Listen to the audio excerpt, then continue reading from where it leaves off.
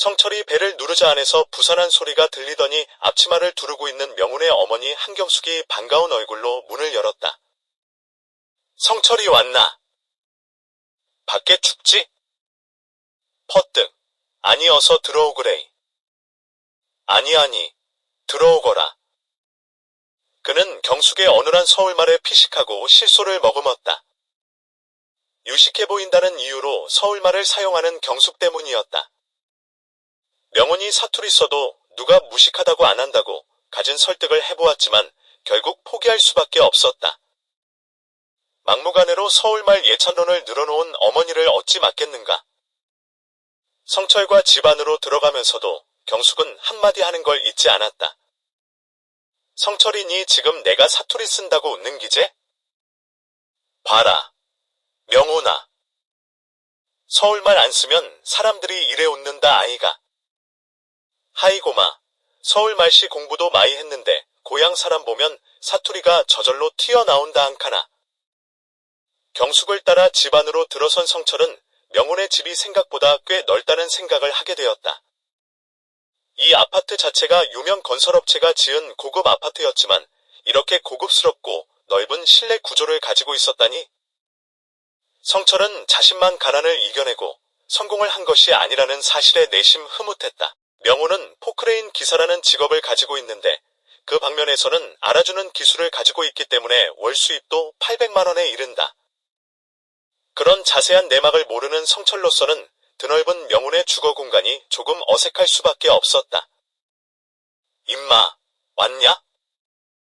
명운은 성철의 이름을 거의 부르지 않는다.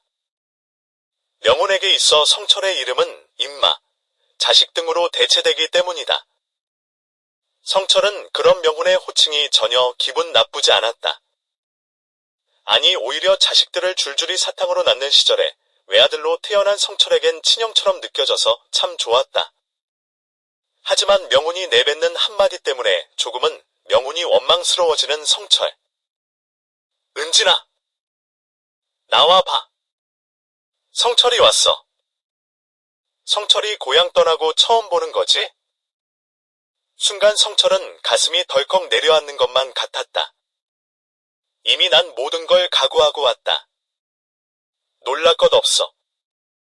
은진이 누나가 명운 형님하고 어머님 앞에서 그 얘기를 하려고 하진 않을 거야.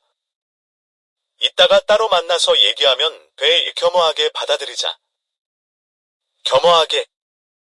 여러 개의 문 중에서 한쪽 문이 열리더니 30대 초반으로 보이는 여자가 거실로 들어섰다. 은진. 누나? 그는 은진의 모습을 보고 멍해질 수밖에 없었다. 성철과 4살 차이가 나는 은진이지만 외형상으로는 동년배가 아닐까 하는 생각이 들 정도로 은진의 모습이 젊기 때문이었다. 이문세의 광화문 영가라는 노래의 가사처럼 이제 모두 세월 따라 변하였고 또 은진도 그랬을 거라고 가끔 머릿속으로 상상했었다. 물론 34살이면 많은 나이는 아니지만 그래도 여자 나이 30대 중반이면 관리하지 않으면 슬슬 아줌마티 나기 마련이다. 성철 본인도 제법 젊게 사는 사람이라고 자부하지만 그런 성철과 동년으로 보이다니. 성철아, 우리 은진이 이쁘제?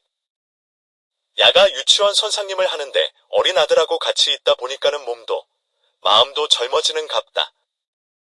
인사들 안 하나? 예. 어머님. 은진이 누나. 안녕. 꽤 오래. 많이지? 아 너 많이 컸구나. 둘의 대화는 그것으로 끝이었다. 은진은 성철과 눈빛을 마주치기 힘든 듯 바닥 한 구석에 앉아서 시선을 돌리고 있었고 성철도 식탁 위에 앉아서 명운 쪽으로 고개를 돌리고 있었다. 그런데 그때 명운 오빠. 저 사람이 내 매니저 될 사람인가요? 널 잠깐 깜빡했구나. 둘이 인사해라. 여긴 내 사촌동생 연아. 여긴 내 고향 동생인 성철. 지역으로 따지자면 같은 지역에 살았지만 다른 읍에서 살았기에 명운의 사촌동생임에도 성철은 연아가 초면이었고 연아도 마찬가지였다. 안녕하세요. 이성철이라고 합니다. 형님께 말씀 많이 들었습니다. 안녕하세요. 난 백연아예요. 그녀는 입술을 삐죽하며 삐딱한 발음으로 그의 인사에 화답했다. 연아는 지금 상당히 기분이 좋지가 않았다. 처음에 성철이 이 집에 들어왔을 땐 키도 훤칠하게 크고 몸매도 좋은 데다가 얼굴도 꽤 괜찮게 생겨서 호감이 좀 갔었다. 그런데 자신은 거들떠도 안 보고 저기 조신한 척 다리를 살포시 접어앉은 은진만 뚫어져라 바라보는 게 아닌가? 어려서부터 연아의 친척들이 한자리에 모이면 은진과 연아를 놓고 비교했다. 외모도 톱, 성적도 톱이었지만 어려운 환경 속에서도 은진은 늘 연아를 조금씩 앞섰다.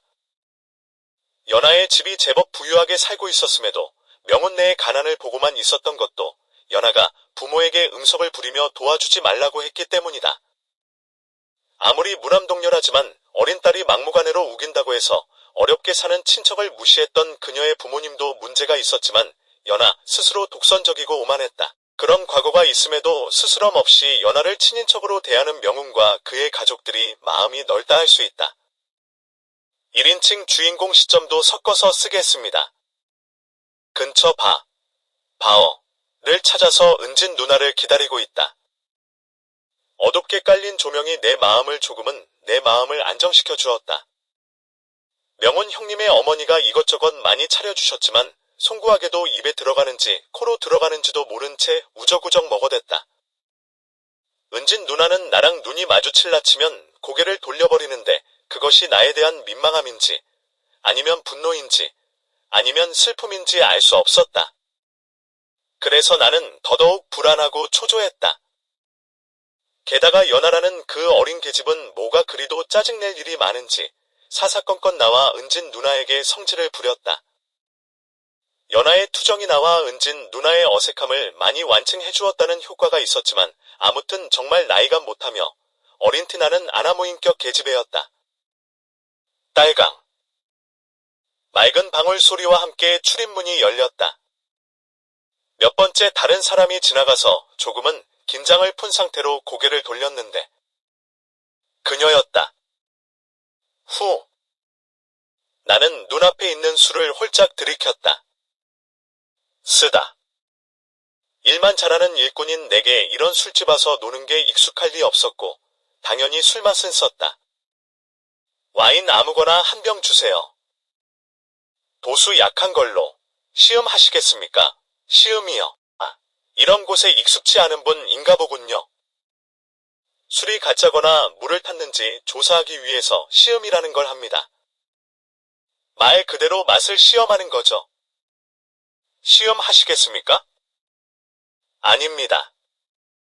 술맛을 몰라서 가짜인지 판별해낼 능력도 없으니 그냥 믿겠습니다. 가격을 어느 정도 하는 것으로 하시겠습니까? 귀한 분이 오시니 비싼 걸로 부탁드립니다. 예, 알겠습니다. 그녀가 내게 걸어오는 걸 바라보며 바텐더에게 주문했다. 그녀는 몇 번 고개를 돌려서 나를 찾았는데 내가 손을 들어서 그녀에게 위치를 알렸다. 또각또각. 그녀의 구두굽이 바닥을 때리는 소리만큼 내 심장도 크게 뛴다. 키 높은 의자 하나를 빼내고는 그녀에게 앉으라는 눈빛을 보냈다. 왜 보자고? 했어. 그녀의 목소리는 조금 가라앉아 있었다. 노골적으로 내게 어떤 감정을 표출하진 않았지만 결코 태연하게 내 얼굴을 볼 수 있다는 게 아니란 뜻이다. 일단 한 잔씩 하고 얘기하자. 나 술 못하는데 와인이고 도수가 약한 술이야. 이름도 모르는 술이지만. 옆구리가 날씬한 고풍스런 잔 2개를 받아서 그녀와 내 앞에 한 잔씩 따랐다. 향기를 맡아보니 과일이 첨가된 듯 상큼하고 향긋한 향이 났고 털어놓듯 마셔버렸다. 은진 누나도 분위기에 동조하려는 듯 들이켰다. 사실 이 얘기 꺼내는 것 좀 망설였어. 우리 옛날 얘기 말이야. 그녀가 놀란 표정으로 나를 직시한다.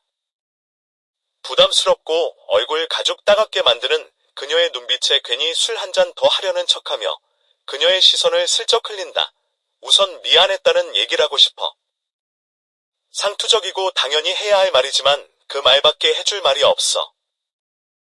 그녀는 그때 일이 떠올라서 서름이 북받치는지 눈물을 글썽였다.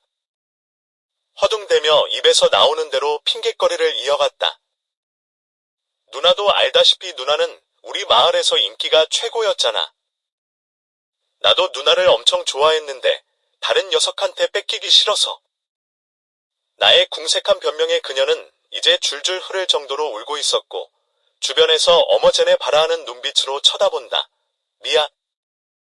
내가 입을 놀릴수록 그녀의 눈에서 흐르는 눈물량이 비례한다는 사실을 깨닫고 입을 다물었다.